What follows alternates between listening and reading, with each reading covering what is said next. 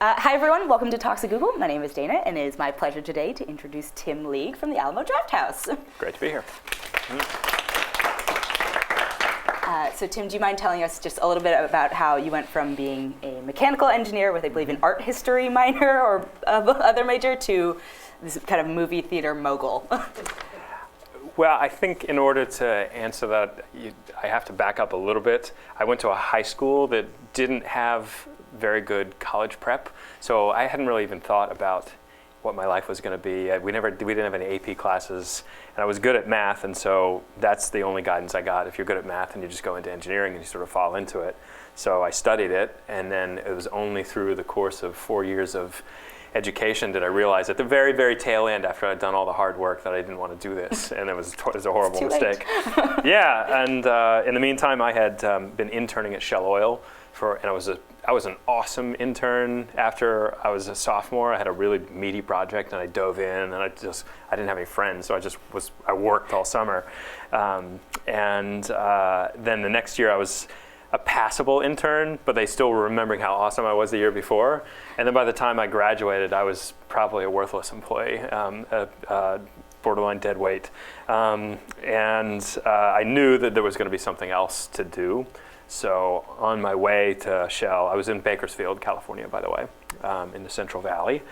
And on my way to work was an abandoned movie theater. And then one day there was a for lease sign on said movie theater. And I had always loved movies my entire life, but I just never thought that there was any possibility. I didn't want to make movies. I just didn't think there was a career for it. But then that for lease sign said to me, you could actually have a career showing your favorite movies to people. And a week later, I was in the movie business. So at 23 years old with no real experience. Making things happen. yeah, just dumb and arrogant, and it was powerful combo. Optimistic. Yeah, optimistic. Yeah, you can choose better adjectives. So, I mean, you had one theater in Bakersfield, and Yes. now you have 19 and are growing. Yes. And you were coming to San Francisco. Yes. I eventually figured it out. We Yes, didn't you know did how to figure do it in out. the beginning. Yes, but yeah. you definitely have figured it out. So you guys have now expanded. You're based in Texas, but you're expanding now. You're coming to the West Coast, and Yes. I believe the East Coast in Brooklyn. So can you talk a little bit about the San Francisco theater?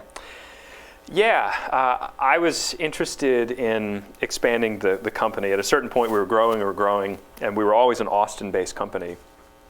And then, a lot of things happened with the company, and we started this growth trajectory.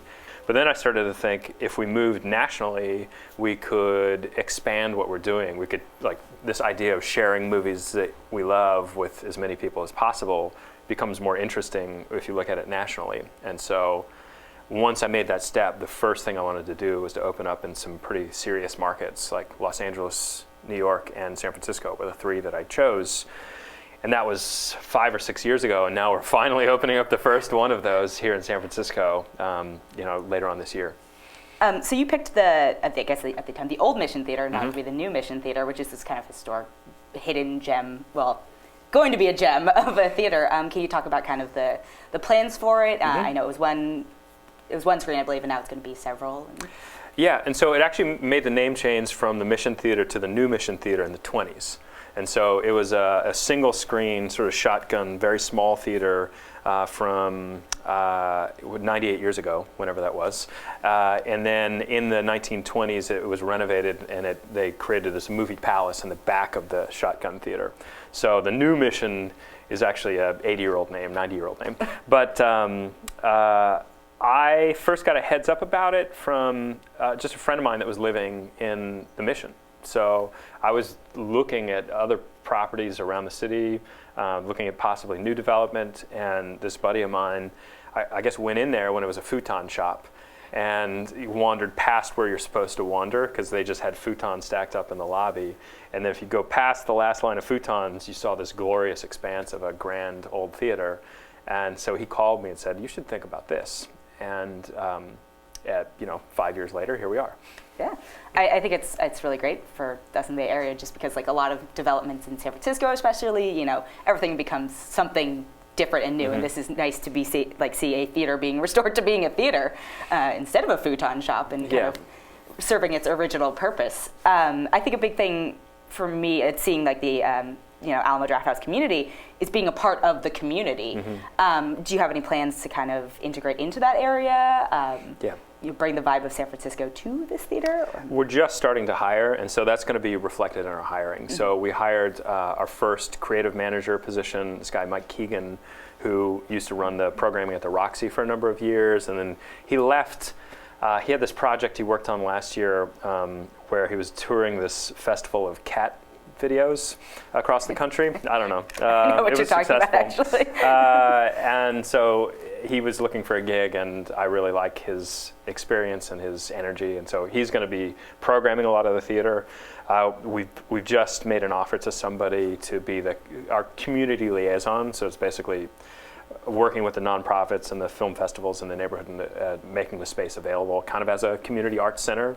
So that will be hired soon. We hired a bar manager, this guy Isaac Shumway, who was from Bourbon and Branch and Tosca. So we're trying to find people that fit with our aesthetic, that are from San Francisco, that know the neighborhood, live in the neighborhood. Mike, the creative manager, lives a block and a quarter from the theater. He lives on Mission, like in the next block up. So working home will be very intertwined for him. Is that something that you guys definitely put a level of care into all of your theaters? Is that something that as you expand you're finding harder to do, or is that kind of a core mission of yours to make sure that quality control is in every single theater that you open? Yeah, it's the only way that the project is exciting to me. I mean, we are a chain. We had to go through all the hoops that you have to go through by opening a business in San Francisco and being a chain. And I hate chains, and so I'm in this strange position where I want to make sure that as we expand, that we do it in a way that feels right. So in this, it largely is built upon this idea of hiring, the chef, the bar manager, the creative person, the community liaison that live in the neighborhood and know the neighborhood, and just letting go and letting them it'll be a reflection of their personalities and not mine. Is there kind of room to grow for each of the different sort of markets that do you allow that sort of creative freedom to them, or is there? Absolutely, yeah. I mean, the menu is going to be rethought. The bar menu is going to be rethought. The programming is going to be a reflection of Mike's, somewhat sick and twisted brain. I don't know. So there'll be some support that we offer from head office, but really I want them to just kind of go on their own and take it and run with it. We set some general guidelines, and we hire people that we think are reflective of our brand, but then it's theirs to excel or screw up. Well, speaking of your brand, you guys have kind of gone from, you're a chain, but you're also kind of this growing empire of very cool things. You've got Mondo, which does amazing art. You guys have Fantastic Fest, which is, this amazing film festival, and now you're distributing films. How has it been kind of evolving from this single theater into this multiple theater and this multi-headed kind of entity? It's all been fairly organic growth in a way. I would love to say that I had a master plan to build it all, but Mondo, for example, which is the kind of art gallery and boutique posters side of the business, I had some street-facing retail at our first location. It was about 5 feet by 5 feet, and I was like, I'm not utilizing this. So we started selling T-shirts, and T-shirts morphed into posters, and posters became just an explosive category, and so it was almost like an accidental business. But we brought in people that were very passionate about a very specific thing, and those people are still in creative control today. That's like 11 years ago. Yeah, so it's amazing. I definitely get all the Mondo updates. So, I mean, speaking of that, so you've also got the distribution side now. Can you talk a little bit more about that and kind of where that's headed? Yeah. So that was an offshoot of Fantastic Fest, which is a genre film festival, horror, science fiction, fantasy, weirdo movies, which is where my tastes have always kind of been. But then we would play these movies at the festival, and they'd be incredible films, a lot of foreign language films, and they would never find a home beyond the festival circuit, and that was frustrating to me. And there was one film in particular that I got hired out to throw a party at Sundance. And so I went and I watched a few movies, and I watched a movie called *Four Lions*, which is a British television director-producer this is his first feature. And I was a huge fan of his TV work, and I just went in as a fan. And I said, oh, that'll sell. I'll see that somewhere down the road. And then 7 months later, the movie hadn't sold, and I just got mad. And so I concocted another half-baked idea to start a distribution company to work in concert with a growing cinema brand. And that movie was a jihadi suicide bomber comedy. So, obviously it's maybe touchy subject material, but maybe a more niche audience. but it did well, and that spurred us on to try to find challenging, unique films. And also, the goal really is to try to make sure that there's a young audience for foreign language film and challenging film like that.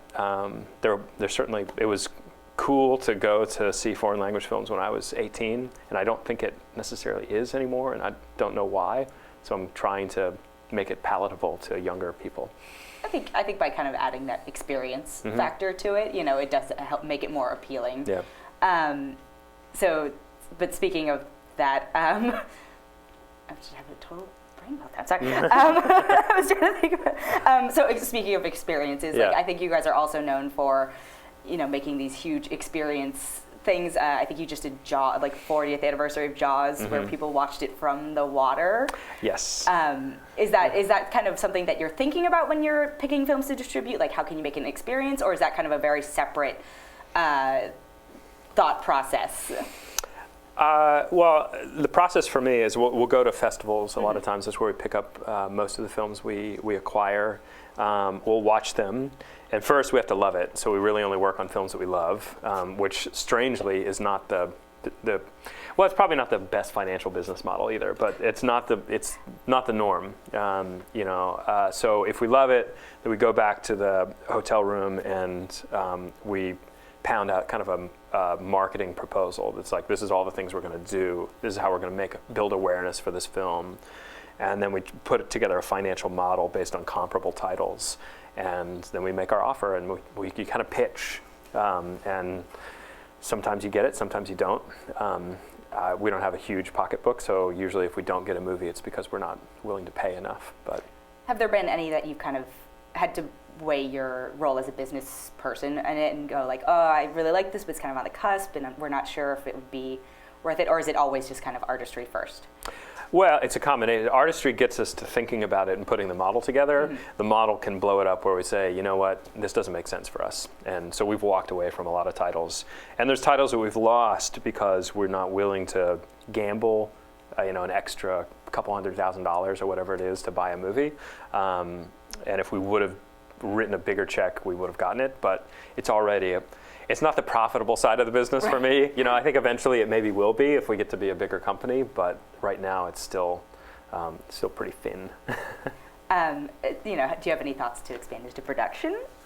Sure. Yeah, we've actually dabbled a little bit. I co-produced 2 movies called The ABCs of Death.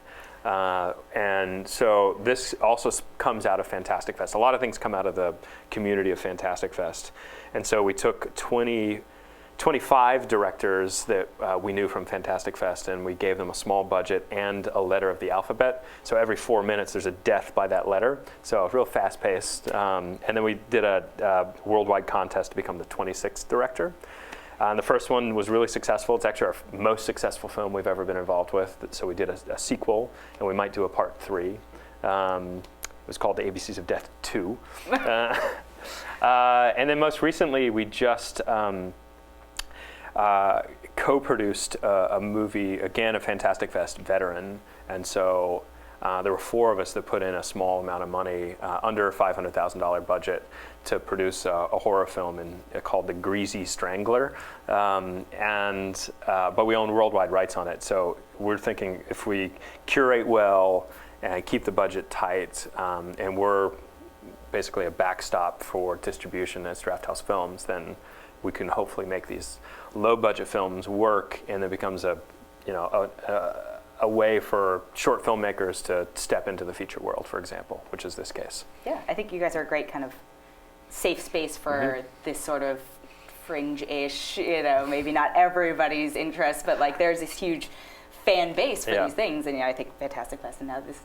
Greasy Strangler is pretty fringe. It's going to be wonderful. It's sort of like this guy makes films that are, you know, sort of vaguely reminiscent of a Wes Anderson world, but everything is sort of sick and decaying around the edges, and everybody looks a little bit like a mutant. So, anyway, that's done. Great. Sign me up. Really funny though. I think. You know, one of the other things you guys are great at, though, is also kind of pioneering and like standing up for things. And one of the things that you guys did last year was you screened the interview when very few people were willing to. Yeah. Can you talk a little about kind of the decision behind sort of standing up for America? I don't know. Like, that makes it sound so bold. Yeah. It was just a funny month, and you know, I know you guys were involved in a sense in that same debate and the same sort of risks, I guess, of becoming forward on that movie. But you know, it's a straight down the middle Alamo Drafthouse type of movie. I mean, Seth Rogen comedies do well for us. It's a good movie to drink beer to. And I'd seen it earlier. I saw it earlier in the month. We did a sneak preview with Seth Rogen and Evan Katz that came down. At the time, they were like, yeah, you know, that's a little bit challenging with the leak from Sony, but we're proceeding as normal. And then the threats came out that any theater that would show it, you know, there would be a terrorist attack shown, you know, directed at the theater. And so within a day, I think the big majors, the top 5 majors in US and Canada dropped out and pulled the film. And then Sony quickly, within a few hours of that, said, well, because there are no theaters that will play the interview, we're pulling it out of release entirely. And I think I come to decisions out of anger, I guess, a lot. So that pissed me off a little bit because, like, hey, we're here, you know, we'll do it. And so this is just a couple days before Christmas, and I got on the phone with. I'm part of this organization called the Art House Convergence. You know, we're not purely an art house, but we have one foot in commercial and art house spaces, and we love this organization. And it was a great dialogue because the interview became an art film because of the context and because of the controversy. And so all these theaters, which are traditional art house theaters, within a day we had gotten commitments from over 300 theaters to say, yes, we will play this movie because it is important. And then the next day we went public and, you know, took some interviews on the subject, which made my parents and my in-laws really nervous, but, you know, just being quoted because it was really hungry. They were hungry for anybody to talk about it, and we were pretty much the first theater to say, yes, we'll definitely do this. So there wasn't a terrorist attack called on the theater. Whether the North Koreans were actually involved in any way, shape, or form, it remains to be seen. I don't know. But yeah, it was great. It felt great, and it gave the independent theaters a really strong voice to say, and that we're a part of exhibition in the U.S. And I think in the wake of that, like the Art House Convergence theaters have actually had a bigger seat at the table where before it was dominated by Regal AMC Cinemark in the States. Yeah, I think, you know, you guys have kind of quietly set this standard for it. Like, you know, I see AMCs now have dinner and a movie, but that was you guys first, you know? Yeah. It's like, but the Hobbit Feast is like one of the most famous kind of dinner and a movie things you guys do. And it's, you know, it's interesting because like it's this kind of large corporations imitating smaller groups. But do you still find that like the core of what you guys do is sort of maintained by this kind of care and loving sort of thing that you put into all of your, like I assume everybody who works for Alamo is as passionate as you are about the things that they do for it. That's what we, you know, aspire to, for sure. And we invest pretty heavily in creative people. So I'm not threatened by AMC offering dinner and a movie service, and I actually want everybody in exhibition to care about the experience as much as I do. Like, it doesn't really matter what we do in the grand scheme of things. We're a tiny little drop in the bucket, but I want the action of going to the movies to be special forever, and so that means everybody's got to be really good. So. think this probably comes up a lot, but the kind of action of going to the movies and that experience being special. I mean, in film school we had a saying that there's a special circle in hell reserved for people who talk during movies. Yeah. And you guys have kind of been leading this sort of, not leading the charge, but you are very vocal about Yes. that sort of sacred movie space. I know there was a leaked voicemail years ago with a very upset patron who got kicked out. Do you find that now that you've kind of set your flag on this and like, you know, we don't tolerate this, that people have kind of fallen into line and treat the space with more respect, or do you still find there are kind of incidents now? Because you guys have that whole great PSA series and...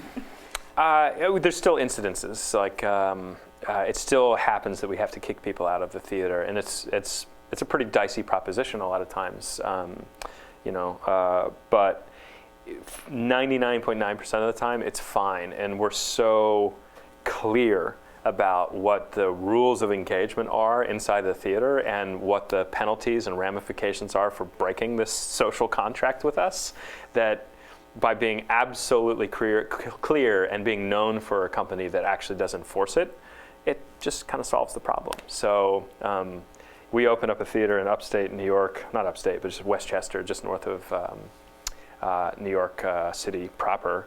And people are like, oh, it's, you know, it's all well and good in Texas, but in New York, you're never going to get people to stop talking during movies. And, you know, it's been mildly challenging at times, but in general, it's been fine. Like, we haven't had that much of an issue up there. That's great. I think one of the big things is, like, have you seen the kind of publicity you get from, you know, there are only a couple of there are a good number of them, but they're not necessarily, you know, there's not like a Alamo in every city. Right. But you do get a lot of kind of internet press, and there's an awareness. Do you find that that's kind of helped you as a brand, or do you find it challenging in that you want to kind of go to maybe all of these cities but can't because there is that kind of extra care needed to open a new location? It certainly helped us to have some level of awareness going into a new city.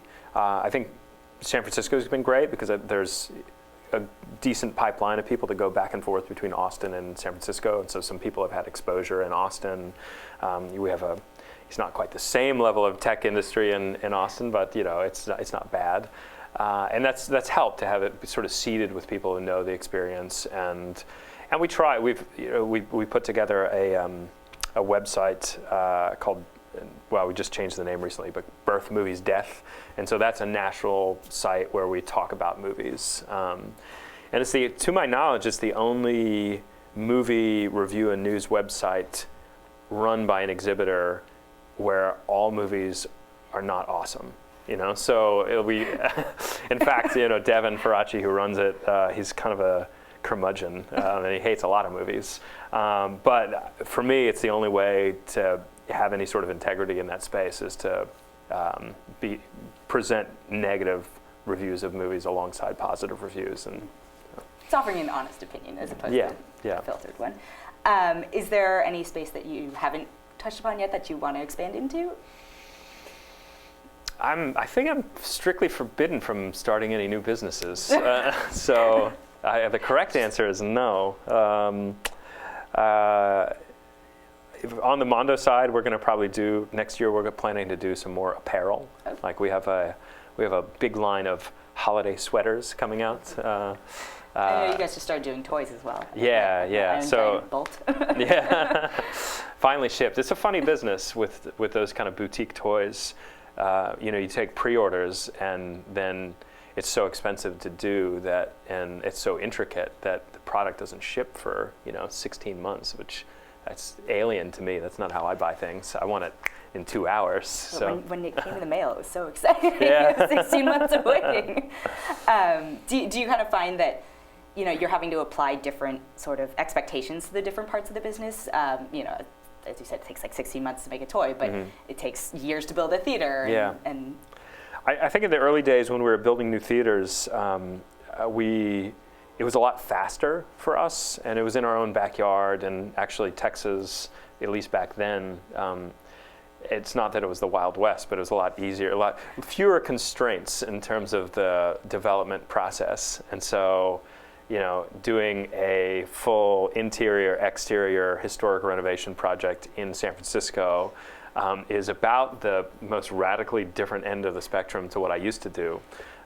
So South Lamar, which is our kind of flagship theater in Austin, I had the idea to open that theater, and from idea to opening day was 6 months. And we built the whole theater.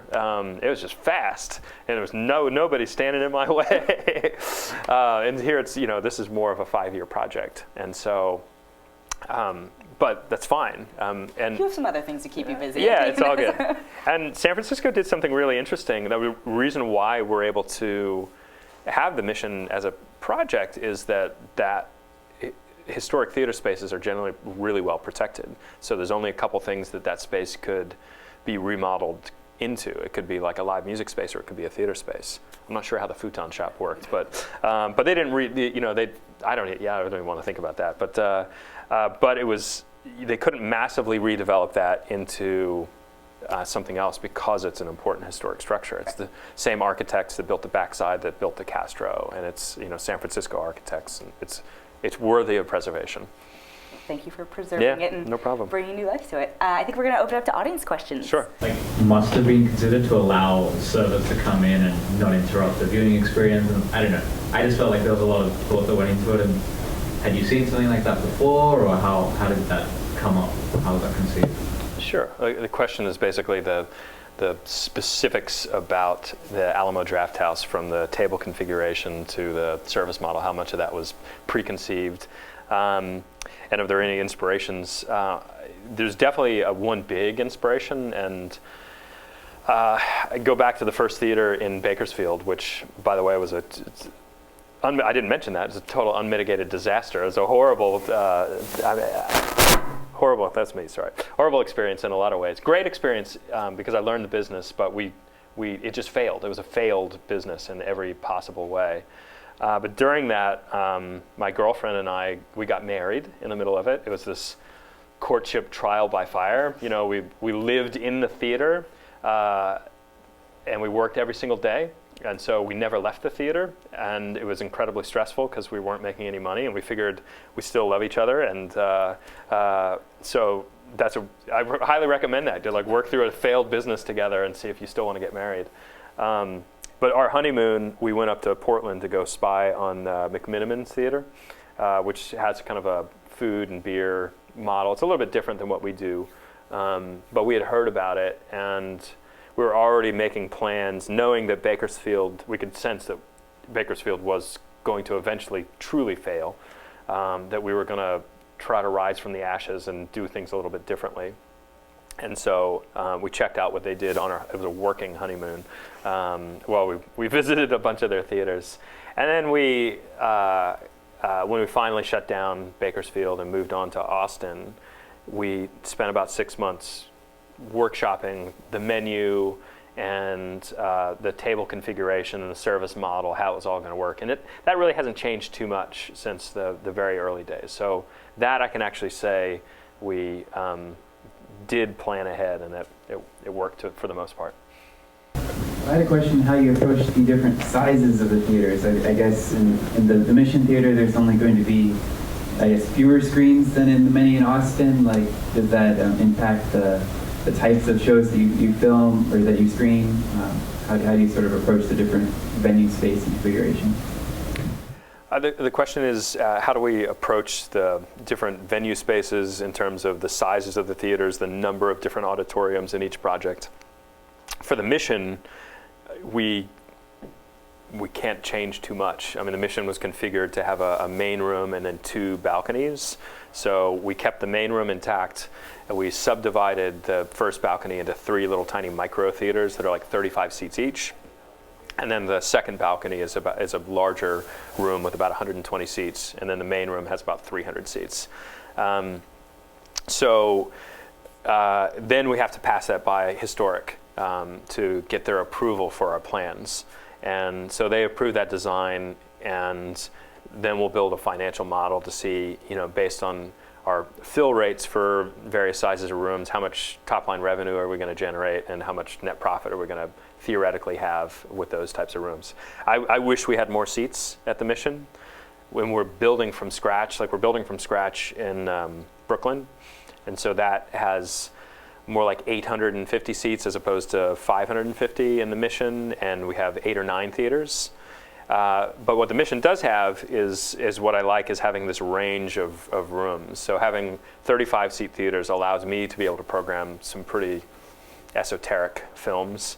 So if you play something, you get 25 people in a 300-seat room, it's a complete disaster failure. But if you have 25 people in a 35-seat room, it's a total win. And you can, those are the type of movies that you can build for word of mouth, and those are the type of movies that we buy too. So we'll play some Drafthouse Films titles in the smaller rooms. And we play a mix of independent and commercial. So, we're going to open up hopefully, and then on the short horizon will be Star Wars. So we'll play Star Wars, and I think word on the block is people are excited about that movie and people are going to go, but I don't know. What do I know? I'm a big fan. I went to Alamo Drafthouse in 2003 in Austin, and that helped convince me to go there. And every time, I lived basically a block away from the original one before it moved away, which I was very sad about. But, so I take my friends to Austin, and I talk up to Alamo Drafthouse, and they're always saying, "Okay, when is it going to open?" And blah, blah, blah. And I keep up on the website, so I try to call. But do you think that this year it's going to happen, or is it kind of a process that you're still working through? So the question is, when are we open up the damn San Francisco theater, or words to that effect? It is a work in progress. It better be this year. This video's coming out in 2016. Yeah, I think there's wood here, so knock wood. Is this wood? Oh, they might have jinxed it. It's plastic.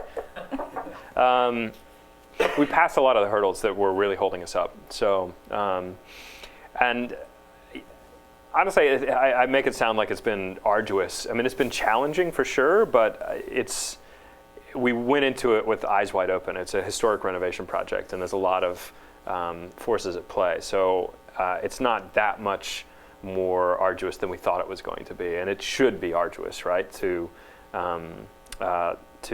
bring in a project like this. But yeah, it should be open before the end of the year. I don't have a firm date.